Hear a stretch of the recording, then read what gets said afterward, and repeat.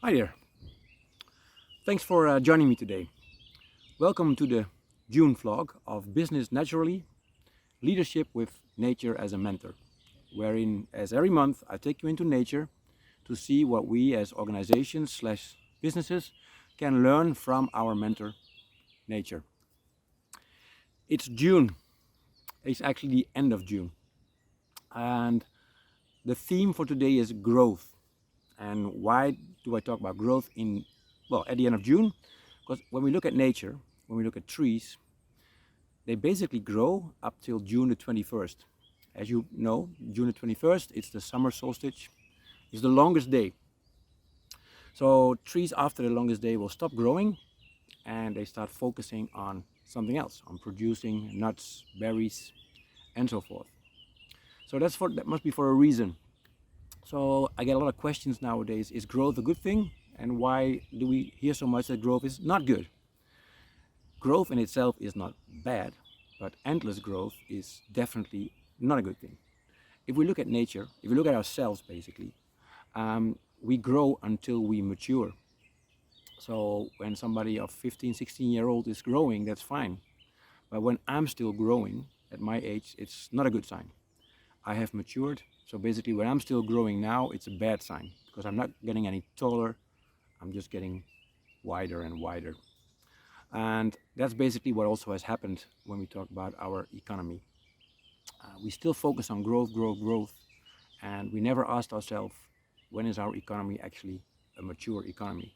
I think we've reached that point. Actually, we surpassed that point. We are now in an economy that's obese, basically. So is growth still a good thing for us in our economy? I'm afraid not. Well, let's go back to nature. Trees grow until June the 21st.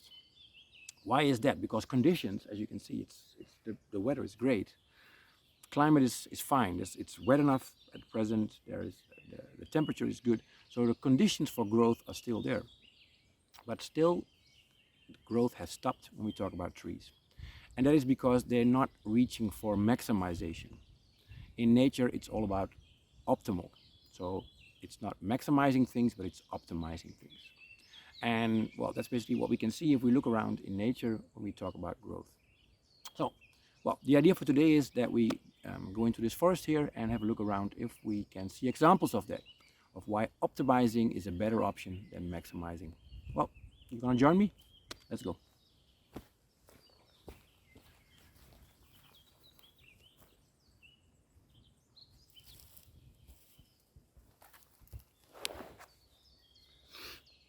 I'm sitting here under a beautiful sequoia tree, which originally come from California, where they can grow up to 70, 80 meters.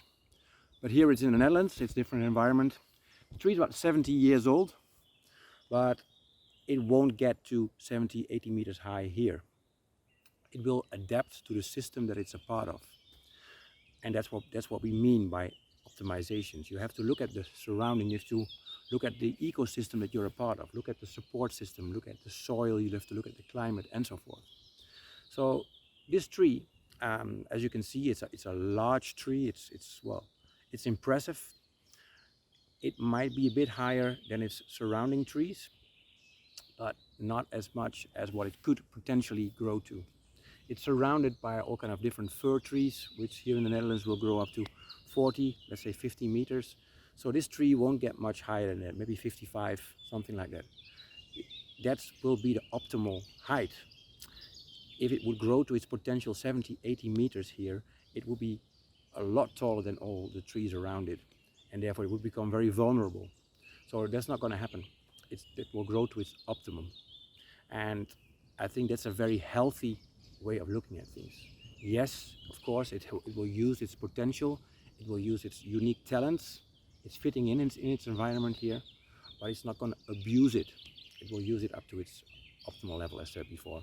So there's a big difference between optimization and maximization. Well, that's an example. Let's have a look at the bigger picture.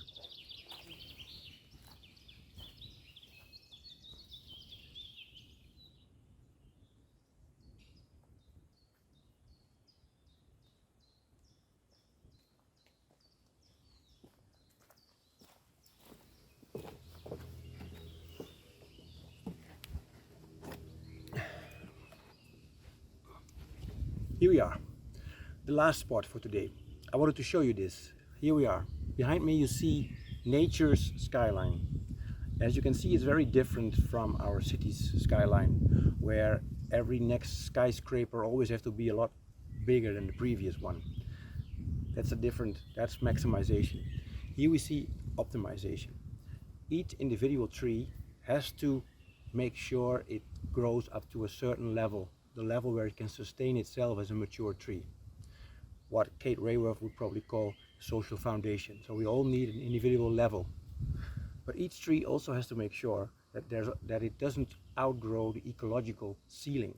And that's why you see different sizes of trees. Some are taller, some are a bit smaller, but it all fits within the system. It all fits, well, within the donut, if you look at the donut economy. So that's optimizing. You grow, you mature, and you fit in the system. You're depending on the system, you rely on it, and you also give to the system. It's always mutualism. It's always going back and forth. All right, that's my story for today. I hope you can take something from this lesson and apply it to your organization. And then, well, hopefully to the next one. Take care.